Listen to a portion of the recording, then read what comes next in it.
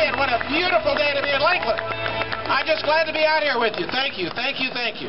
Well, I want to tell you that about an hour and a half ago, I was on the phone with Newt.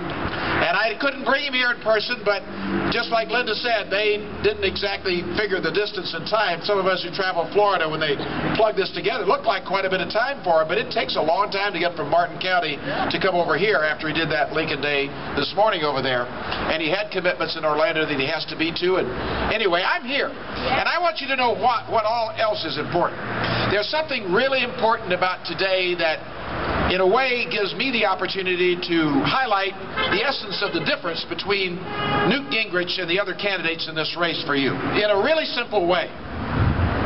Today we are on the 26th anniversary of a tragedy. Not the Twin Towers, but the Challenger. We lost the Challenger in a disaster 26 years ago today.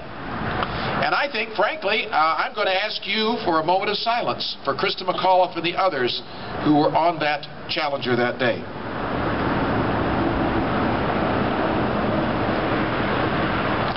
Thank you.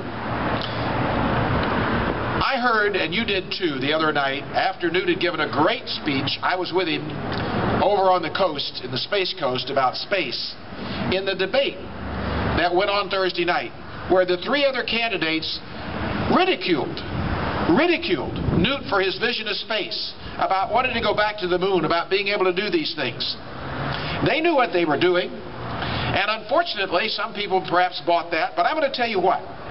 There's a big difference between those of us who are conservatives, who are full of hope and optimism, the Ronald Reagan conservatives, the Jack Kemp conservatives, the ones who know the way we get our country going again is to reduce the taxes, reduce the size and scope of the federal government, relieve the small businessmen from regulations, get us going again, which Newt fully understands, and he's out there doing it.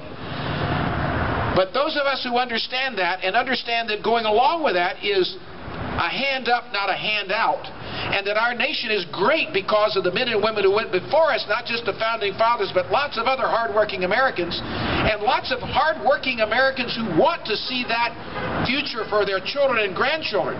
There's a big difference from those who see it that way, and those who say, well, we can't quite ever be that great again. That times are so hard, which they are hard on a lot of people now, that we can't quite measure up. Yeah, Florida's been through a lot. We're going through a lot right now. We have very high unemployment. The housing problems are here. People come from outside. They call me, the press from outside, want to know all about Florida. Florida's different, you know. But they're not different in other ways. We're all in the same boat with other Americans in this regard. We've got a great nation with a great history. But it's very important that we elect a leader to be the next president who is a leader, who has that vision. Newt Gingrich has the knowledge, the leadership skills, and the vision to be a great president. He's a fellow who understands what has to be done to get our government in order. He understands we have to shake things up. He understands we can't spend money and throw it willy-nilly away.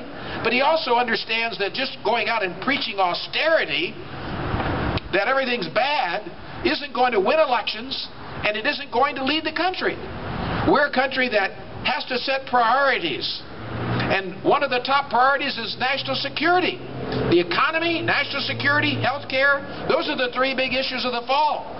And when I think of space, I think of national security. But I also think of adventure and hope and optimism and what our young people are going to think. I think of John F. Kennedy, but I also think of Ronald Reagan in the speech he gave in 1984, in which he said, you know, first we're going to have what we're going to have is the space shuttles that go off, and we're going to go and put a thing around the Earth that is a laboratory, and then we're going to have a colony on the moon.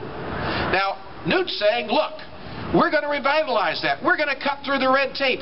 There are problems with NASA you wouldn't believe, but when I'm president, we're going to rethink all of this, not take weeks and months and years and have new commissions to study it. We're going to go do it.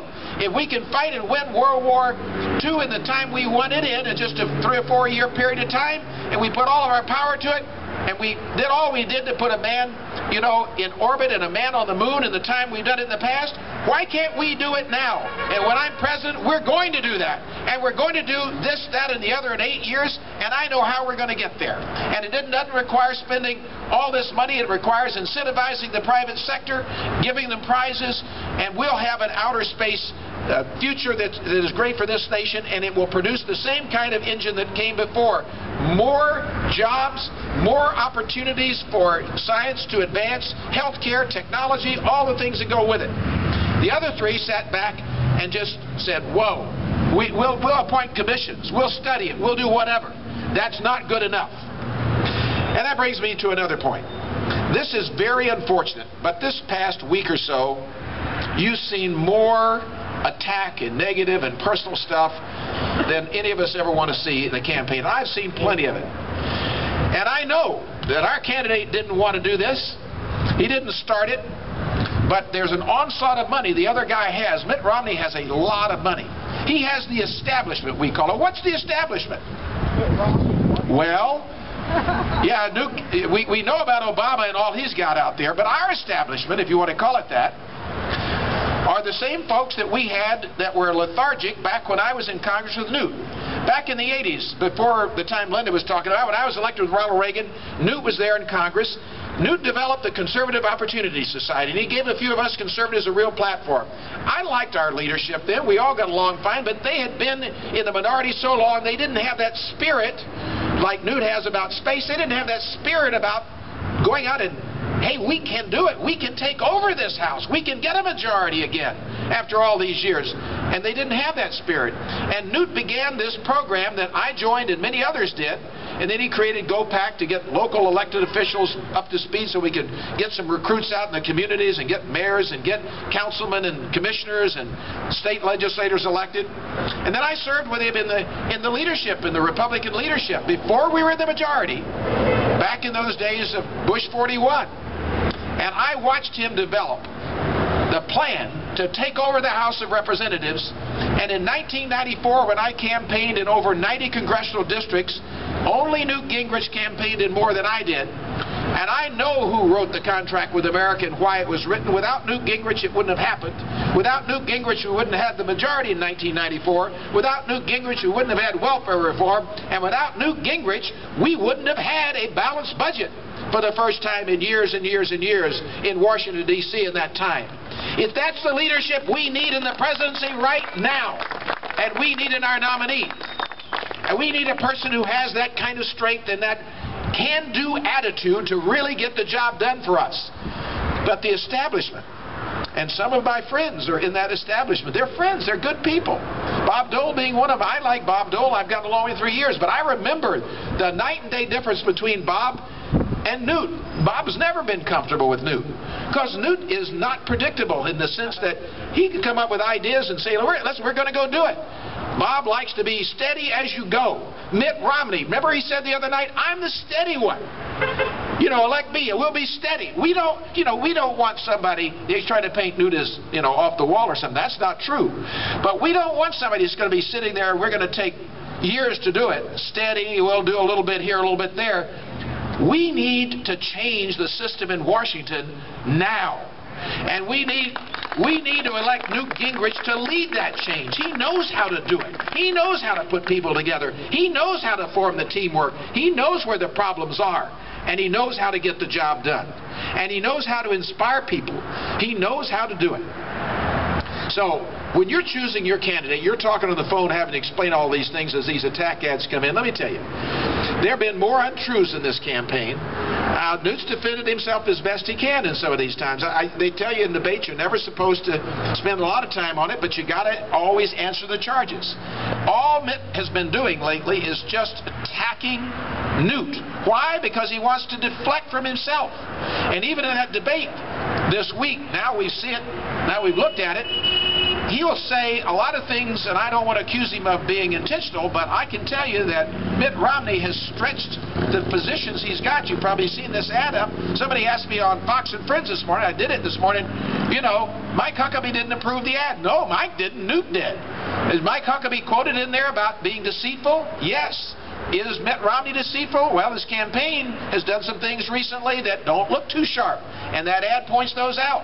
The number one thing, I sat in Jacksonville, I heard him say, I never voted for a Democrat when I could have voted for a Republican in my life. And yet he He voted for Paul Tsongas for president in 1992 in a primary when he was an independent. And on the ballot at the time, they have open primaries in Massachusetts. He could have pulled the Republican ballot, which was going on between George Herbert Walker Bush and Pat Buchanan, and voted for Republican. But he chose to go over and vote for Paul Tsongas.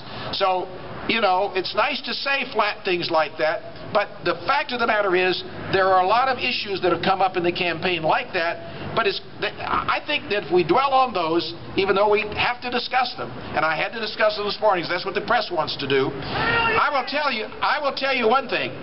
The really important thing in this campaign is to focus on who is most electable, who is going to win, and who's going to lead. Now, we all know Newt will make the best president. We all know that Newt's going to shake him up, but think about this for a minute. Who do you want facing Obama? Do you want the fellow who's going to sit over here and be tarred with all the things you're seeing coming out now because of his background in big business and all of these, you know, nothing against making a profit. I don't have any problem with any of that. But I think that Mitt Romney has as much, and I frankly think more baggage than Newt does, but he has a deficiency in one other respect that's really big. He does not have the ability to draw the sharp contrasts that we need drawn, and we need them drawn. Newt Gingrich is the most articulate spokesperson for conservative positions that the Republican Party has today in America.